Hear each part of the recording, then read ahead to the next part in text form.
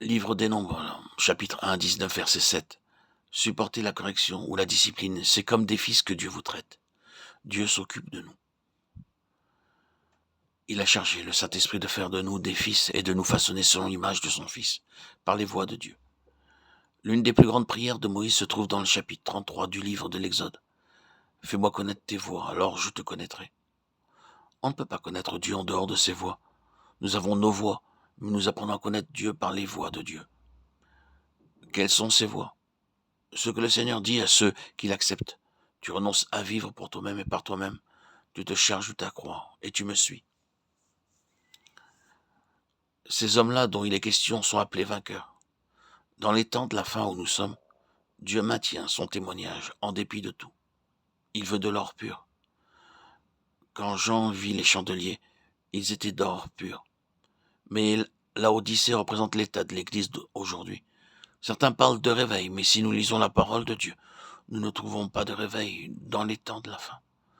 Le monde est dans un état lamentable et l'Église est dans la mort.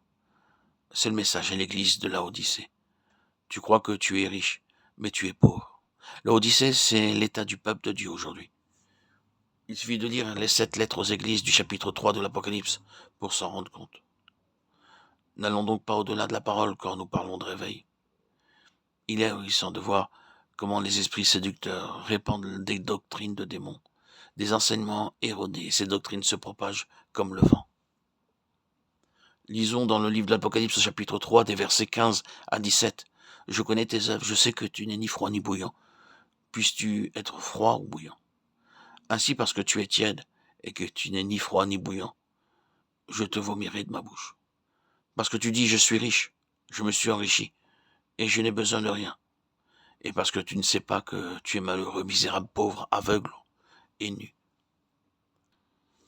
Tiède correspond à un cœur partagé, ni froid ni chaud. Il vaut mieux être froid que tiède. Un rétrograde peut être restauré, mais un tiède est dans l'illusion. Ensuite, il déclare, je te vomirai de ma bouche. Le terme est sévère.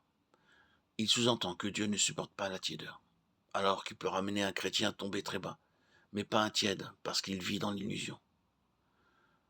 Les chrétiens aujourd'hui vivent dans l'illusion. Il n'y a jamais eu autant de monde rassemblé qu'aujourd'hui. C'est une anomalie par rapport aux Écritures. On peut s'interroger quant à l'authenticité et la nouvelle naissance de tous ceux qui remplissent aujourd'hui les églises. Les chrétiens aujourd'hui croient être riches et l'on parle d'argent dans l'église comme le fait le monde. Les frontières n'existent plus. Ce que nous voyons dans le monde, nous le voyons dans le peuple de Dieu.